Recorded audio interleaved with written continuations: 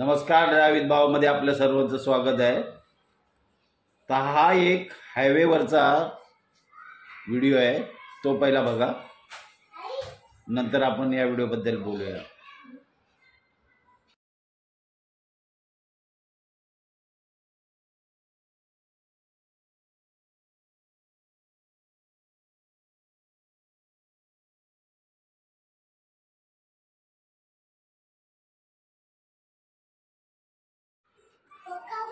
तर हा व्हिडिओ बघितलाच असेल, तर हा दुसरा सुद्धा बघा, हा पण छोटीशी क्लिप आहे, हा बघू शकता तुम्ही।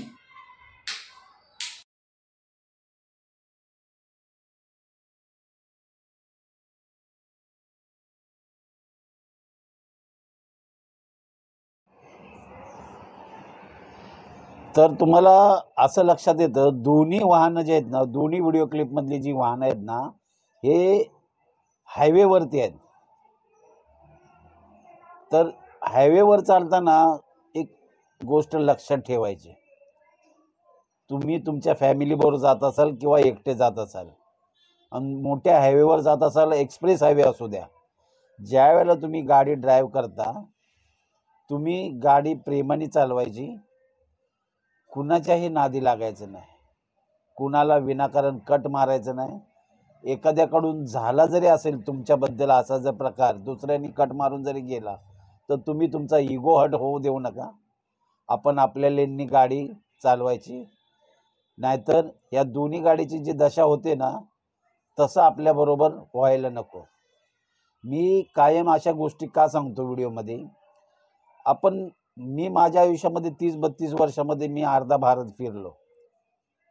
आपण 30-32 वर्ष गाडी चालवली, त्यामुळं आपल्या गाडी चालवण्याच्या अनुभवावरून मी कायम सांगतो, ज्याला कुणाला ओव्हरटेक करायचं आहे त्याला करून जाऊ द्या, त्याला मोठ्या बापाचं होऊ द्या, आपण आपलं निवांत चालायचं। माझा उद्देश हाच असतो, व्हिडिओ बनवण्याचा मोटिव्ह हाच असतो की न अपघात करता गाडी चालवायची। आपल्या पाठीमागं आपला परिवार असतो, फॅमिली असती, त्यामुळं आपल्याला एकच दिवस गाडी चालवायची नाही। ज्या वेळेला तुम्ही मोठा रस्ता असो, कुठल्याही रस्त्यावर गाडी चालवताना कोण तुम्हाला काय जरी बोललं ना, तर उत्तर देऊ नका। छोटी जी भांडणं आहेत ना, ही मोठ्या स्वरूपाची सुद्धा होतात, काही ठिकाणी हाणामाऱ्या सुद्धा होतात आणि काही ठिकाणी ना जीव सुद्धा गेलेला आहे। त्यामुळं गाडी प्रेमाने चालवा, कुणाच्याही नादी लागू नका आणि मोठ्या हेवी व्हेकलचं तर नादीच लागू नका। आपण आपली एका लेनमध्ये गाडी चालवायची, आपल्या फॅमिलीबरोबर व्यवस्थित राहायचं आणि सुरक्षित प्रवास करा, हेच आपलं ध्येय ठेवायचं। तर हा व्हिडिओ कसा वाटला नक्की लाईक करा आणि शेअर करा। धन्यवाद।